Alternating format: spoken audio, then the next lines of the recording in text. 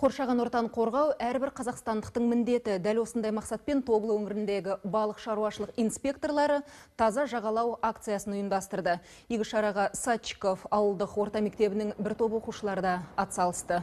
Саймандарын сайлап келген шәкірттер өзен жағалауын түрлі тұрмыс қалдықтарынан тазартып шықты.